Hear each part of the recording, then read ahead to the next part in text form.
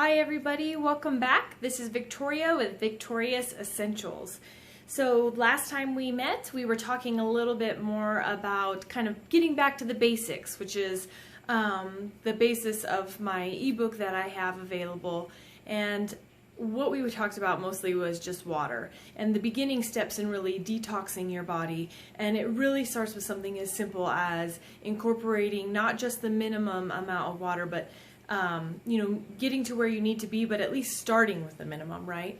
So I wanted to go in tonight and just quickly shoot a quick video and share with you guys a next step in kind of your process. If you're already meeting those requirements on water, then that's great. Let's go into the next one. If not, this is something that we're going to add on top of the 14-day challenge that we just talked about in the last video. If you didn't see the last video, please go check it out and get started there before you start following along with these next ones.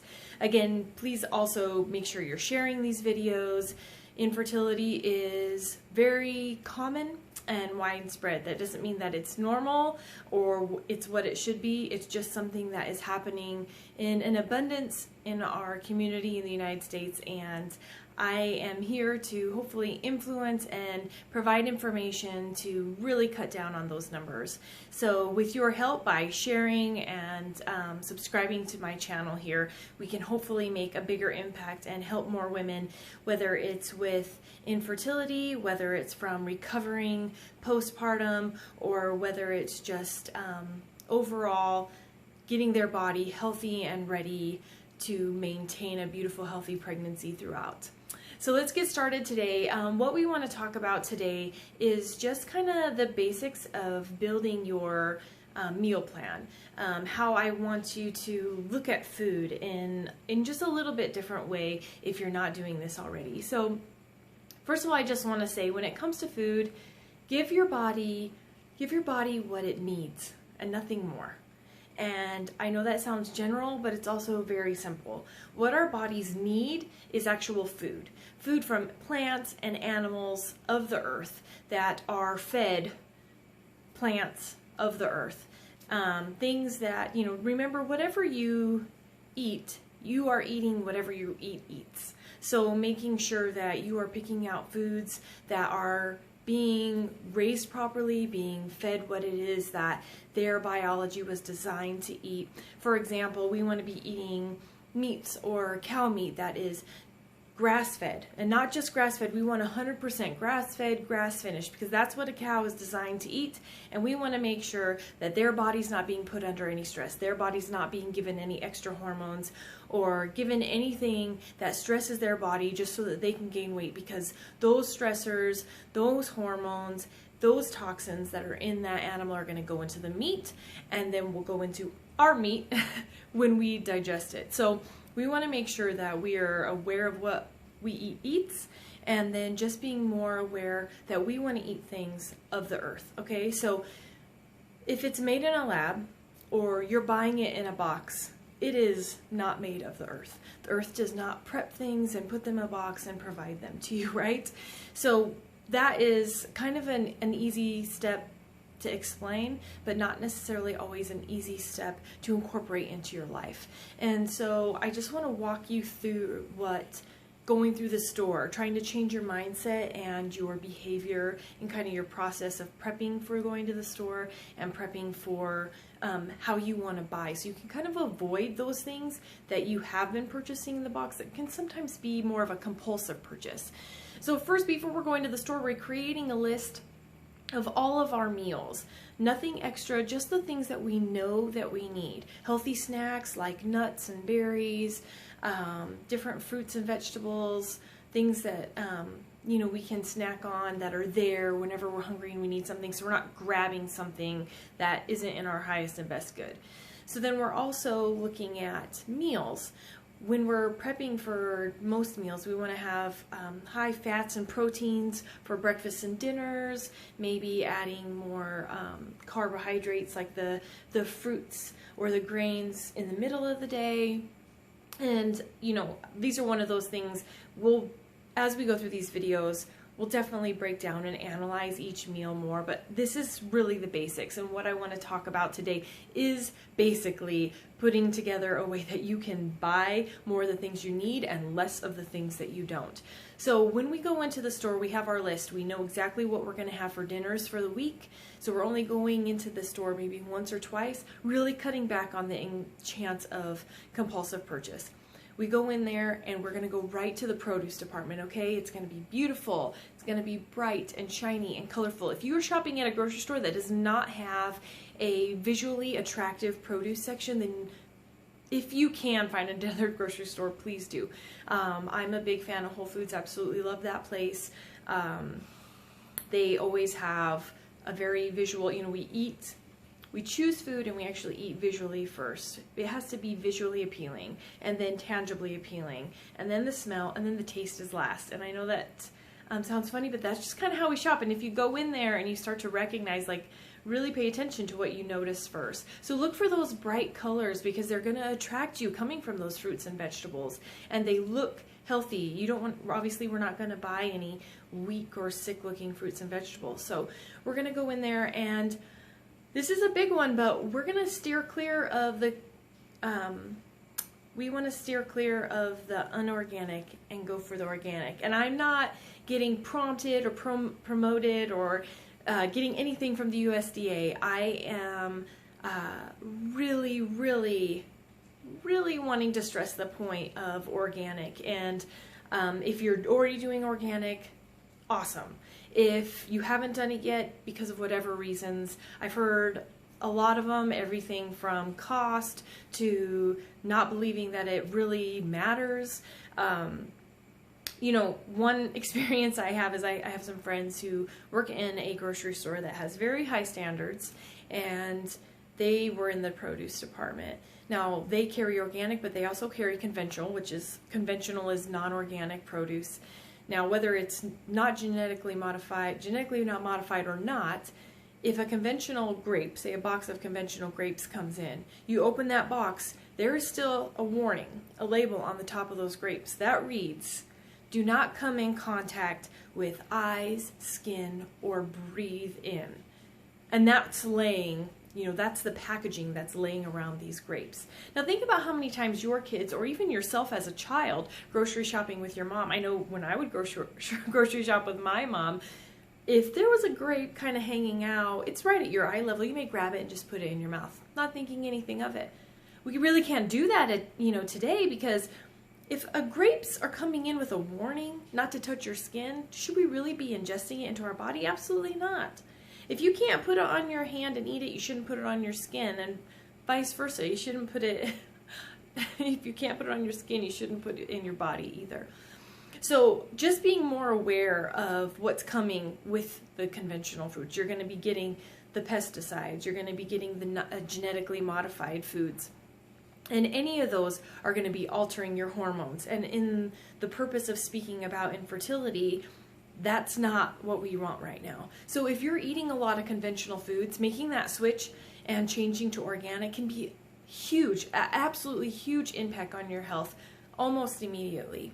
And I'm not kidding, it was one of the very first things my midwife told me when I was working at becoming pregnant was, let's switch your diet. You have an amazing diet, you clearly have a background, but really consider changing over to organic. And at the time, I just didn't even realize how much organic food there was and how big of an issue it was. And that kind of started my process in becoming more aware and learning more about the difference between organic and conventional and the effects that it has on my body, the effects it has on the animals that I may be consuming on their bodies, and then again onto my body. So really focus on that. And I was just at the grocery store the other day, and when I was checking out, the lady checking me out, scanning all my stuff, and once she got to the berries are one that organic can tend to be a little bit more costly than conventional, to be honest, and she scans them and then makes the comment about, wow, I cannot believe how much more expensive organic is than inorganic. And my response is, well, that's true, but if you look at it as upfront cost, then yeah, it may seem expensive. But I'm looking at it as proactive. I would rather spend a little bit more now on my fruits and vegetables than the significantly higher amount I could end up spending later on trying to make up for my sick health that I've acquired over years of consuming these toxic chemicals and pesticides and herbicides and everything else that comes along with it. So I'll pay a little extra now to save a whole heck of a lot later. You see what I mean? We're not just talking about infertility and preventing or trying to create the health that you want right now, but also making sure that we're creating the health for the future for ourselves and for our children. So anyways, working on adding the organic is a big deal.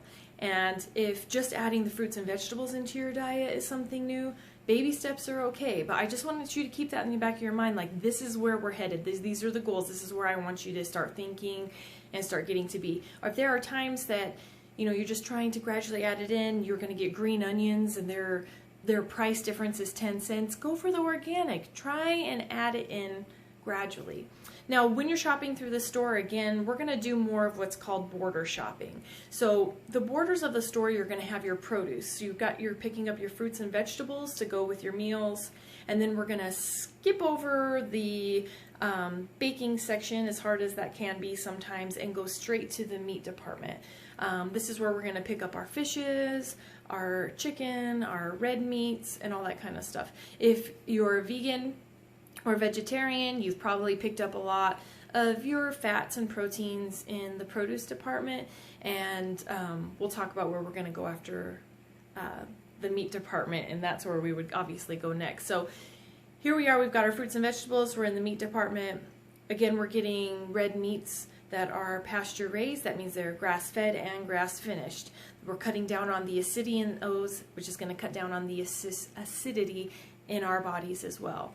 So there's so many steps, and we're going to talk more about the animals and what that does in our body specifically with our pH level and our digestive tract. But for the purposes of just meal planning and trying to get on a more organized schedule, making sure that we're picking up those meats, again, organic, pasture-raised chickens where we can get those, and then wild-caught fish or salmon.